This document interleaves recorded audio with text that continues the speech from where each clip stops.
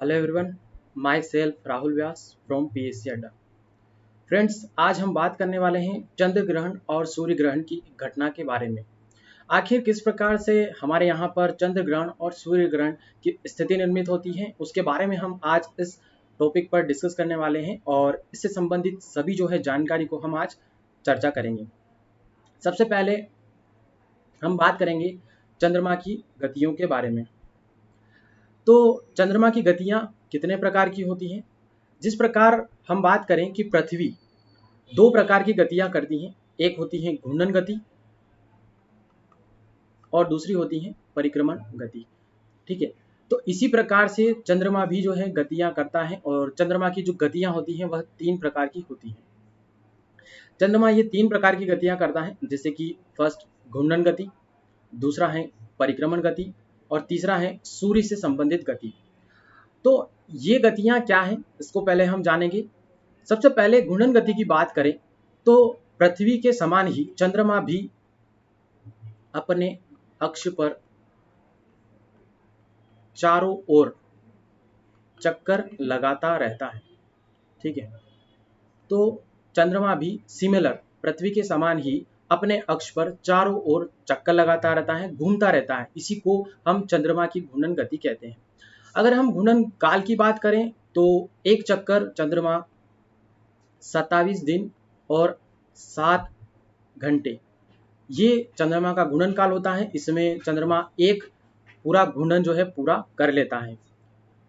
इसी प्रकार जब हम सेकंड जो है गति की बात करें, यानी कि परिक्रमण गति की, तो परिक्रमण गति क्या होती है कि चंद्रमा अपने अक्ष पर घूर्णन गति के साथ साथ पृथ्वी के चारों ओर गति करता रहता है, उसके चक्कर लगाता रहता है पश्चिम दिशा से पूर्व दिशा की ओर। और यही गति क्या होती है? परिक्रमण गति होती है चंद्रमा की। अगर हम परिक्रमण काल की बात करें तो चंद्रमा एक पूरा परिक्रमा जो है पृथ्वी का, वो कितने दिन में लगाता है? तो 27 दिन और 7 घंटे इसका परिक्रमण काल है, यानी कि 27 दिन और 7 घंटे में यह पूरा एक चक्कर पृथ्वी का लगा सकता है। ये इसकी टाइम पीरियड है परिक्रमण काल का। इसी प्रकार से जब हम इसके तीसरी गति की बात करें, सूर्य से संबंधित गति, यह क्या होती है? तो चंद्रमा अपनी परिक्रमण गति यानी कि पृथ्वी के चारों ओर घूमने के साथ साथ वह सूर्य के भी चक्कर लगाता रहता है। यानी कि यहाँ पर आप देख पाएंगे यह सूर्य है और यह चंद्रमा है, तो यह पृथ्वी के साथ साथ क्या करता है? इस प्रकार से यह सूर्य के भी चक्कर लगाता रहता है। और इसी गति की वजह से, इस सापेक्ष गति की वजह से क्या होता है? चंद्रमा 2.5 दिन पीछे हो जाता है। 2.5 दिन का मतलब क्या हो गया यहाँ पर कि जब वह पृथ्वी के चारों ओर घूमने के साथ साथ जब वह सूर्य के भी चक्कर लगाता है, तो इसकी वजह से उसको 2.5 दिन एक्स्ट्रा लग जाते हैं पृथ्वी की परिक्रमा करने में। यानी कि जहाँ पर पृथ्वी का चारों ओर जो है घूमने का उसका टाइम पीरियड था 27 दिन, अप्रोक्स 27 दिन में जब वह पूरी परिक्रमा कर सकता था, उसकी बजाय उसको कितने दिन और एक्स्ट्रा लग जाते हैं? तो 2.5 दिन एक्स्ट्रा लग जाते हैं। और इस प्रकार से चंद्रमा पृथ्वी के जो पूरा परिक्रमण काल है, या फिर हम कहें कि पूरी एक परिक्रमा करने में उसको लगते हैं 29.5 दिन, और इसको लगभग हम 30 दिन मानते हैं। ठीक है, कि 30 दिन में चंद्रमा पृथ्वी के पूरा एक चक्कर लगा लेता है। और वह क्यों इसकी वजह से लेट होता है? तो उसका कारण क्या है? सूर्य के सापेक्ष उसकी गति होती है। और इसी को हम 30 दिनों की जो अवधि होती है चंद्रमा के चक्कर लगाने की, इसको क्या कहते हैं? हम चंद्रमास कहते हैं। तो चंद्रमास आपको ज्ञात होगा कि 15-15 की जो तिथियां होती हैं, जिसमें पूर्णिमा और अमावस्या आती हैं, और उसको मिलाकर जो है चंद्रमा एक महीने में पृथ्वी के चक्कर लगाता है। इस प्रकार से इसके जो है टोटल दिन कितने हो जाते हैं? 30 दिनों में चंद्रमा पृथ्वी के सापेक्ष जो है गति करता है। तो यह थी चंद्रमा की गतियों के बारे में। अब हम यहाँ पर एक और फैक्ट्स की बात करेंगे। सबसे पहले यहाँ पर एक कंडीशन आती है कि हमेशा चंद्रमा का एक साइड ही हिस्सा हमें क्यों दिखाई देता है? ठीक है, एक ही हिस्सा क्यों दिखाई देता है? जब कभी भी आप पृथ्वी से चंद्रमा को देखेंगे तो हमेशा हम चंद्रमा का एक ही पार्ट देख पाते हैं, जो हम हमेशा से देखते आ रहे हैं। इसमें ये एक प्रकार की कंडीशन होती है कि जैसे कि मैंने आपको बताया कि जो घूर्णन गति और परिक्रमण गति का जो काल है वह दोनों क्या है, सेम है, 27 दिन और 7 घंटे। ठीक है, तो दोनों का टाइम पीरियड सेम होने की वजह से कि वह अपने अक्ष पर भी 27 दिन में घूमता है और चारों ओर पृथ्वी के जब घूमता है तो उसका जो टाइम पीरियड है वह भी सेम होने की वजह से क्या होता है कि जब इस प्रकार से ये पृथ्वी के चारों ओर जब यह चंद्रमा इस प्रकार से जब चक्कर लगाता है तो वहां पर क्या होता है कि जिस भी स्थिति से हम इसको गिनते हैं वह का वह जो सामने वाला पार्ट है, हमको जहां से भी हम देखेंगे, जैसे कि अगर हम यहाँ से देख रहे हैं चंद्रमा को, तो ये वाला पार्ट जब वापस एक पूरा चक्कर घूम कर आएगा तो यह पार्ट ही हमको दिखाई देता है, क्योंकि सेम टाइम उसके घूर्णन गति का भी है और सेम पार्ट जो है परिक्रमण गति का भी है। इस वजह से हमेशा हमें सिर्फ एक ही हिस्सा चंद्रमा का दिखाई देता है और 59% भाग ही हमारे सामने हमेशा चंद्रमा का दृश्य होता है। बाकी 41% जो भाग होता है हमेशा हमारे लिए अदृश्य पार्ट होता है, जिसे कभी कभी हम यह भी सुनते हैं कि जो हम भाग देखते हैं जिसे चंद्रमा की सुंदरता के लिए हम यूज करते हैं कि चंद्रमा की जो सुंदरता है वो काफी ज्यादा है, उसके परिप्रेक्ष्य में यह भी कहा जाता है कि जो अदृश्य भाग है 41% चंद्रमा का वह उससे भी ज्यादा खूबसूरत है। ठीक है, जबकि हम जो दृश्य भाग देते हैं उस पर तो हम काफी गड्ढे, जिसे हम काले धब्बे भी बोल सकते हैं, वह भी हमें दिखाई देते हैं, परंतु जो 41% भाग है जिसे हमने नहीं देखा है उसे हम सैटेलाइट्स के माध्यम से देखते हैं और यही भाग क्या होता है, अदृश्य भाग होता है, जो हमें पृथ्वी से कभी भी दिखाई नहीं देता है। और उसका कारण क्या रीजन है, तो घूर्णन और परिक्रमण गति का सेम होना। अब यहाँ पर हम आगे देखेंगे चंद्रमा की गतियों से संबंधित कुछ बातें हैं जो काफी इंपॉर्टेंट रखती हैं फॉर एमपीपीएससी के लिए। जैसे कि एक होता है उपभू की कंडीशन और एक होता है अपभू की कंडीशन। ये दोनों चीज क्या है ये हम जानेंगे। ये सिमिलर होते हैं उपसौर और अपसौर की घटना के सिमिलर। उपसौर और अपसौर की घटना किससे रिलेटेड करती हैं, तो यह पृथ्वी की परिक्रमण से संबंधित है। जैसे कि हम पहले उपसौर और अपसौर को देख लेते हैं। उपसौर अपसौर क्या है, जब पृथ्वी इस प्रकार से पश्चिम से पूर्व सूर्य के चक्कर लगाती रहती है, तब वह एक दीर्घ वृत्ताकार पथ या फिर हम कहें अंडाकार पथ पर चक्कर लगाती रहती हैं और इसी जियोड आकृति में चक्कर लगाने की वजह से पृथ्वी और सूर्य की जो दूरियों में काफी डिफरेंस आता है। जब पृथ्वी और सूर्य के बीच की जो दूरियों में अधिकतम और न्यूनतम की जो कंडीशन उत्पन्न होती है उसी को हम यहाँ पर अलग अलग जो है नामों से जानते हैं। जैसे कि जब यहाँ पर पृथ्वी इस प्रकार से रोटेशन करके यहाँ पर आती है तो कुछ इस स्थिति में जब सूर्य और पृथ्वी के बीच न्यूनतम दूरी होती है, ठीक है, उसे हम क्या कहते हैं, तो उपसौर की कंडीशन कहते हैं। उपसौर की कंडीशन में पृथ्वी और सूर्य के बीच की जो है सबसे न्यूनतम दूरी होती है और यह न्यूनतम दूरी कितनी हो जाती है, तो 1460 लाख किलोमीटर। ठीक है, तो सबसे कम जो है दूरी पृथ्वी और सूर्य के बीच इस दिन होती है और उपसौर की जो घटना है यह किस दिन होती है, तो 3 जनवरी को यह स्थिति आपको देखने को मिलेगी, जिस दिन पृथ्वी और सूर्य के बीच सबसे कम दूरी मानी जाती है और उसी दिन जो है यहाँ पर इन दोनों के बीच न्यूनतम दूरी होती है। इसी प्रकार जब हम अपसौर की बात करें तो उस दिन जब पृथ्वी रोटेट करते हुए सूर्य के चारों ओर यहाँ पर आती है, तो यहाँ पर क्या होता है कि एक कंडीशन आती है इस जगह पर जब पृथ्वी और सूर्य के बीच काफी अधिकतम दूरी होती है। ठीक है, तो इसी अधिकतम दूरी को हम क्या कहते हैं, अपसौर की घटना कहते हैं। यानी कि पृथ्वी और सूर्य के बीच अधिकतम दूरी को क्या बोला जाता है, अपसौर कहा जाता है। अपसौर की घटना कब होती है, तो 4 जुलाई को घटित होती है, जिस दिन पृथ्वी और सूर्य के बीच सबसे ज्यादा दूरी होती है और यह दूरी कितनी होती है, तो 1510 लाख किलोमीटर। ठीक है, तो ये होती हैं अपसौर और उपसौर की घटना जो पृथ्वी के परिक्रमण के कारण उत्पन्न होती हैं और दोनों के बीच की दूरियों को यहाँ पर हम अलग अलग नामों से जानते हैं। अब इसी प्रकार चंद्रमा के संदर्भ में जब हम देखें तो चंद्रमा में उपभू और अपभू क्या है, तो उपभू सिमिलर होता है उपसौर के, यानी कि चंद्रमा जब अपनी परिक्रमण गति के समय जब अपनी कक्षा में पृथ्वी से न्यूनतम दूरी पर होता है तो उस स्थिति को अपभू कहते हैं। ठीक है, उपभू किस कंडीशन को बोला जाता है, जब चंद्रमा और पृथ्वी के बीच न्यूनतम दूरी होती है। ठीक है, तो न्यूनतम दूरी कितनी होती है यहाँ पर चंद्रमा और पृथ्वी के बीच 3,64,000 किलोमीटर होती है। और इसी को क्या बोला जाता है, उपभू की कंडीशन कहा जाता है।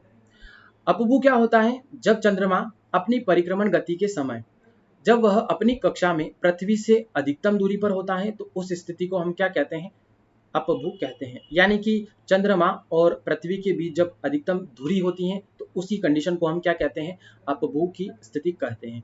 अधिकतम दूरी कितनी होती है इस समय, तो लगभग यह 4 लाख किलोमीटर इसकी दूरी हो जाती है। उपभू और अपभू की जो कंडीशन है यह आप अच्छे से ध्यान रखिएगा। अब हम आगे चलेंगे कि हमारा जो टॉपिक है चंद्र ग्रहण और सूर्य ग्रहण, उससे पहले हम जानेंगे कि ग्रहण क्या है।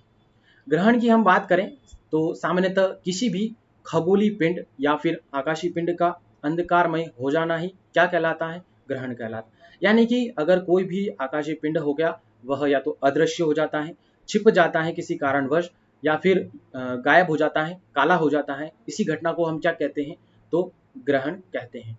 ठीक है, अंधकारमय हो जाना किसी भी खगोलीय पिंड का ग्रहण कहलाता है।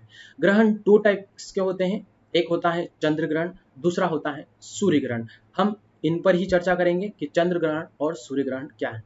सबसे पहले जब हम चंद्र ग्रहण की बात करें कि चंद्र ग्रहण की स्थिति किस प्रकार से निर्मित होती है, तो यहाँ पर आप देखेंगे कि जब सूर्य, पृथ्वी और चंद्रमा यह तीनों एक सरल रेखा में पहुंचते हैं, सरल रेखा में आते हैं, जब क्या होता है कि सूर्य और चंद्रमा के बीच में, सूर्य और चंद्रमा के बीच में पृथ्वी आ जाती है, तो इसकी वजह से सूर्य का जो प्रकाश है वह पृथ्वी घेर लेती है और पृथ्वी की जो छाया है, पृथ्वी की छाया वह चंद्रमा पर गिरती है इस प्रकार से।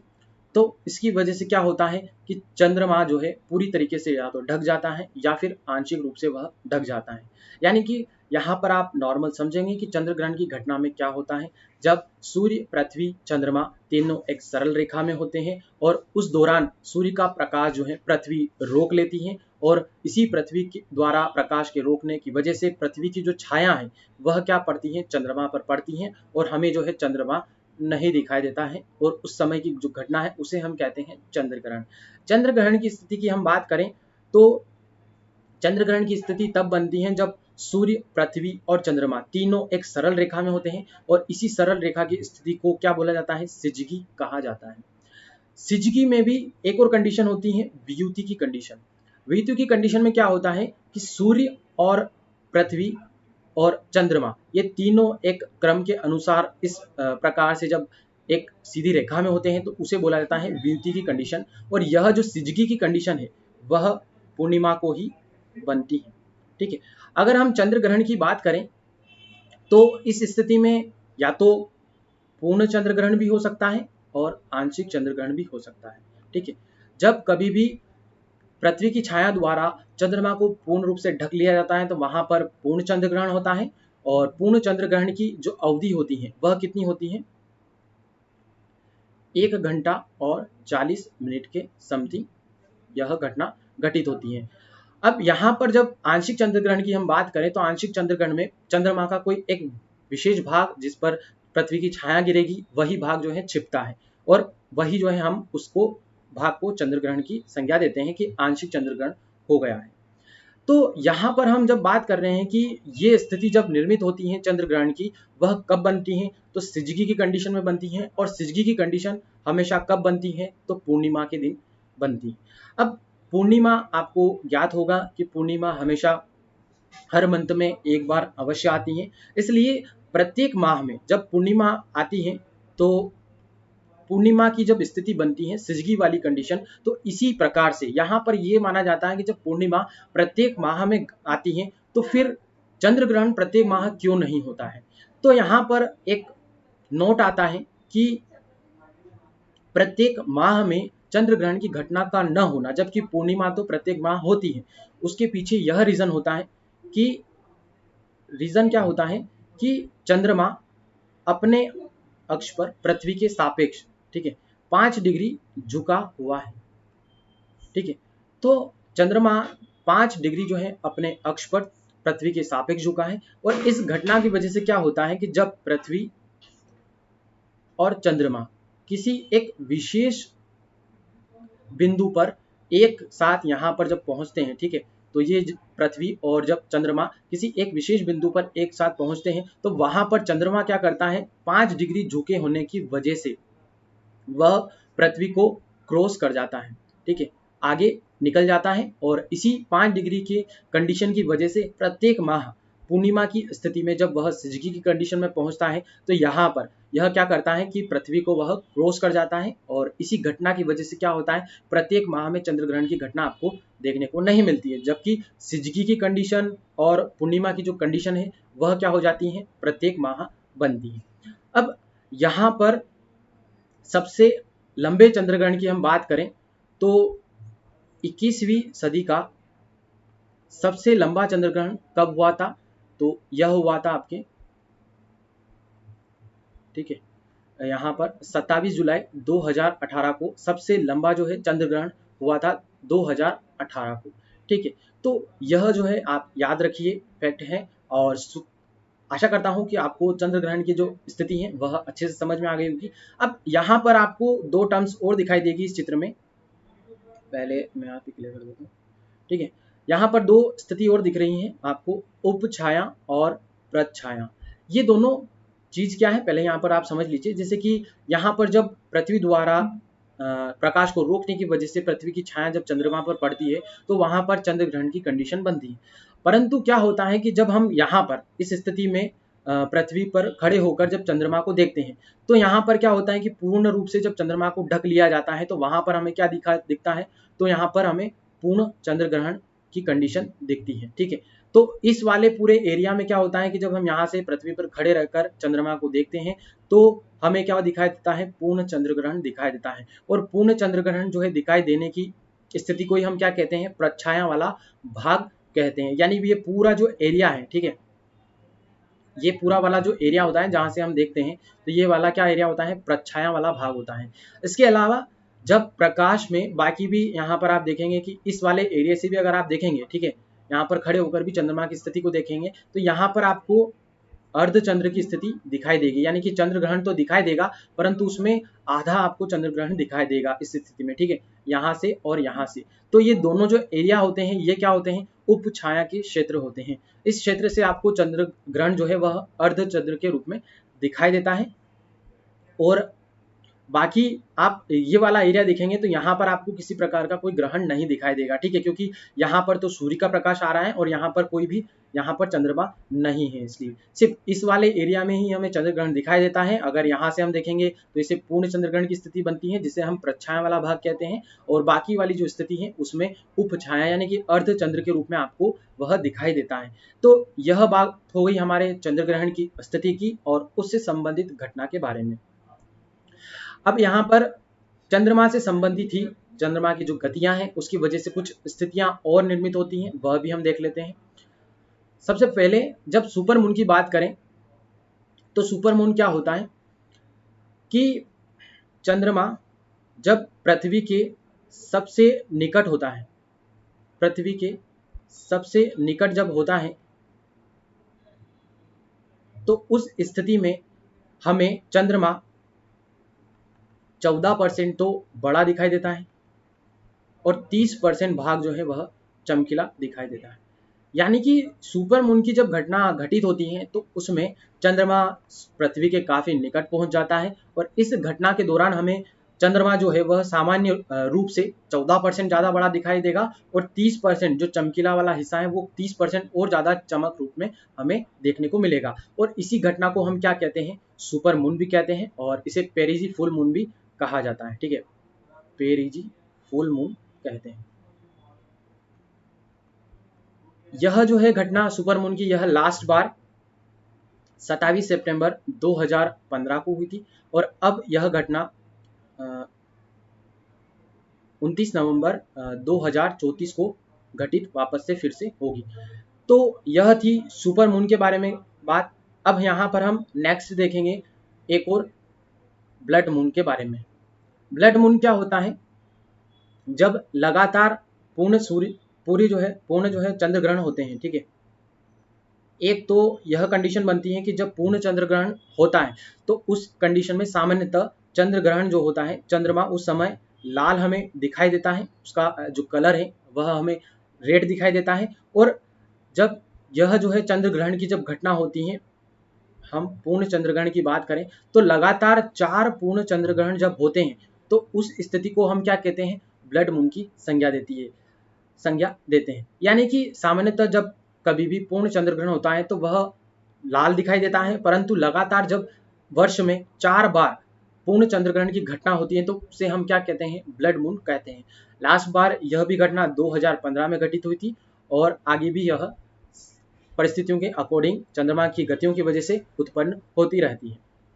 यहाँ पर एक और स्थिति बनती है, वह है ब्लू मून की कंडीशन। ब्लू मून हम किसे कहते हैं? जब एक माह में 2 पूर्णिमा होती है, ठीक है। 2 पूर्णिमा में जब चंद्र ग्रहण की घटना घटित होती है, ठीक है। तो यहाँ पर एक माह में जब 2 पूर्णिमा आ जाती है तो उसमें चंद्र ग्रहण की जो घटना होती है तो सेकंड वाला जो चंद्रमा हमें दिखाई देता है, ठीक है।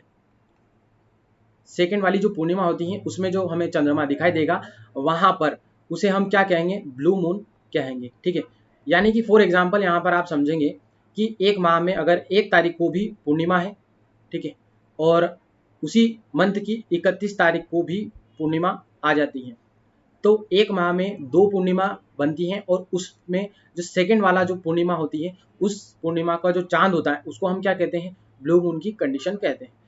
अब यहाँ पर क्या होता है कि सामान्यतः तिथियां जो है चेंज होती रहती हैं, ऊपर नीचे हो जाती हैं, जिसकी वजह से इस प्रकार की घटना घटित होती है और इस प्रकार की घटना को हम क्या कहते हैं? चंद्रमा के संदर्भ में ब्लू मून कहते हैं।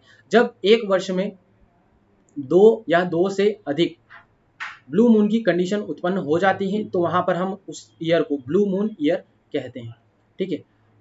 Blue moon year.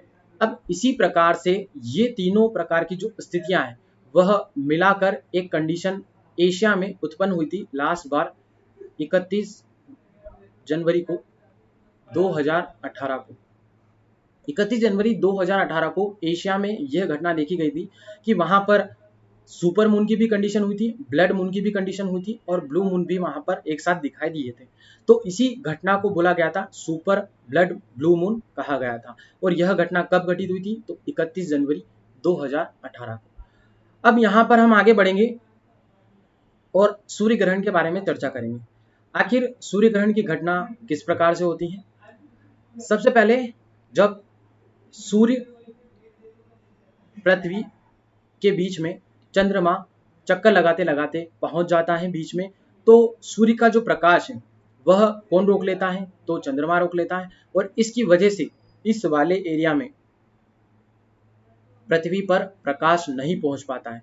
जब हम पृथ्वी पर यहाँ से खड़े होकर इस प्रकार से जब देख रहे होते हैं तो हमें जो है जो सूर्य का ये वाला एरिया होता है जिसको चंद्रमा ढक लेता है, उस एरिया को हम क्या कहते हैं? कि सूर्य ग्रहण जो है वहां पर हो जाता है। और यह स्थिति भी कब होती है? जब सूर्य, चंद्रमा और पृथ्वी एक सीधी सरल रेखा में होते हैं, जिसे हम क्या कहते हैं? सिजगी कहते हैं।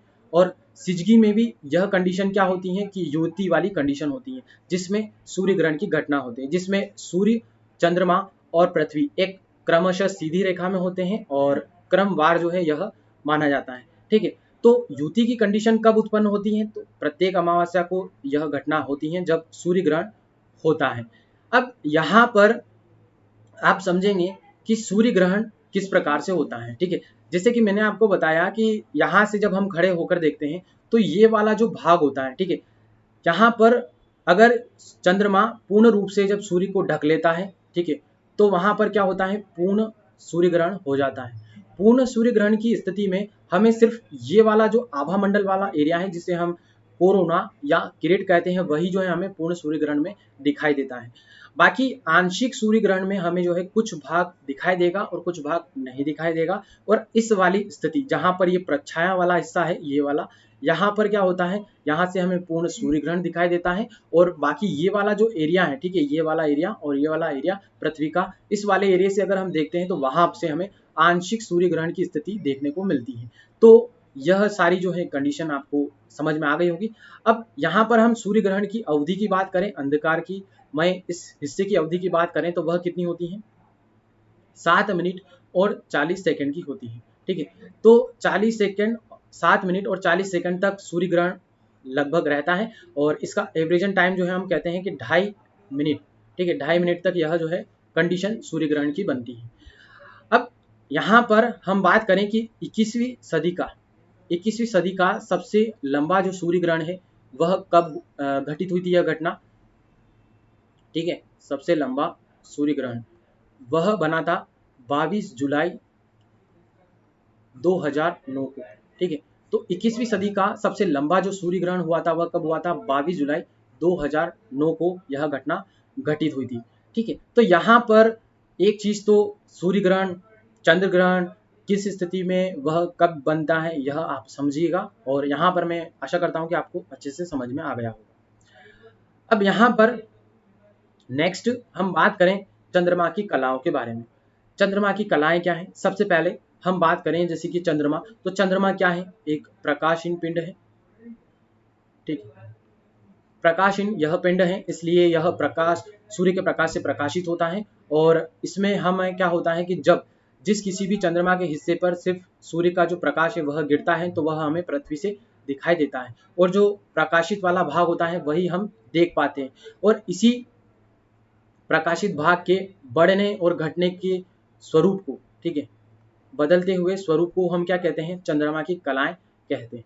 यानी कि यहाँ पर आप समझेंगे कि जब चंद्रमा इस प्रकार से उसके किसी भी भाग पर जब प्रकाश पड़ता है तो वह हमें दिखाई देता है और उसकी विभिन्न अवस्थाएं, यानी कि चंद्रमा जिस प्रकार से गति करता है, चक्कर लगाता रहता है, तो उसकी वजह से यहाँ पर ये स्थितियां निर्मित होती हैं कि कभी तो वह हमें आंशिक रूप से दिखाई देता है और कभी जो है वह पूर्ण चंद्रमा हमें दिखाई देता है। तो यह किस वजह से होता है, तो चंद्रमा की कलाओं, चंद्रमा की स्थितियों की वजह से इसके स्वरूप में बदलता रहता है।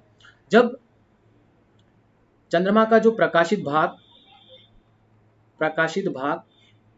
बढ़ता रहता है तो उसे हम क्या कहते हैं, शुक्ल पक्ष कहा जाता है। शुक्ल पक्ष आप देखेंगे पंचांग की एक तिथियां है जिसके अकॉर्डिंग क्या होता है, जो चंद्र मास चलता रहता है उसमें शुक्ल पक्ष की कंडीशन में चंद्रमा जो है पूर्ण अवस्था को प्राप्त करने की ओर बढ़ता रहता है। यानी कि धीरे धीरे इस प्रकार से चंद्रमा बढ़ता है और वह पूर्ण अवस्था चंद्रमा को प्राप्त कर लेता है। ये पूरा जो पक्ष होता है उसे हम कहते हैं शुक्ल पक्ष। और इसी प्रकार से जब चंद्रमा का प्रकाशित भाग घटता रहता है, जब हमें वह धीरे धीरे इस प्रकार से जब वो जाता रहता है और उसकी जो स्थिति है प्रकाशित भाग की वह घटती जाती है, तो यह घटना जो है क्या कहलाती है, तो कृष्ण पक्ष में यह घटित होती है। ठीक है, तो ये चंद्रमा की घटनाएं हैं, चंद्रमा की कलाओं की, जब वह विभिन्न अवस्थाओं में पहुंचता है और चंद्रमा प्रकाश से प्रकाशित होता रहता है। उसका अगर प्रकाशित भाग बढ़ता है तो वह शुक्ल पक्ष में होता है और अगर वह घटता है तो कृष्ण पक्ष में यह घटना घटित होती है। इसी प्रकार से जो इसका स्वरूप बार बार चेंजेस होता रहता है, जो हमें काफी सुंदर दिखाई देता है, यही क्या होता है, चंद्रमा की विभिन्न कलाएं होती है। तो यहाँ पर हमारे आज के टॉपिक का दी एंड होता है, जिसमें हमने जाना कि चंद्र ग्रहण की स्थिति, चंद्रमा की गतियां किस प्रकार से हैं, उसके बाद अलग अलग स्थितियों के बारे में जाना हमने, super moon, blood moon, blue moon की स्थिति के बारे में। फिर हमने सूर्य ग्रहण के बारे में देखा कि सूर्य ग्रहण किस प्रकार से होता है, उसमें भी हमने देखा कि कौन सा भाग प्रच्छाया उपछाया है, और इसके बाद हमने देखा कि यहाँ पर चंद्रमा की कलाएं क्या होती है। तो यहाँ पर हमें आज का टॉपिक हमारा जो है दी एंड होता है। अगर आपको वीडियो पसंद आया है तो लाइक और हमें जो है प्रतिक्रिया के माध्यम से जरूर बताएं। तो दोस्तों आज के लिए बस इतना ही, आप सभी का धन्यवाद।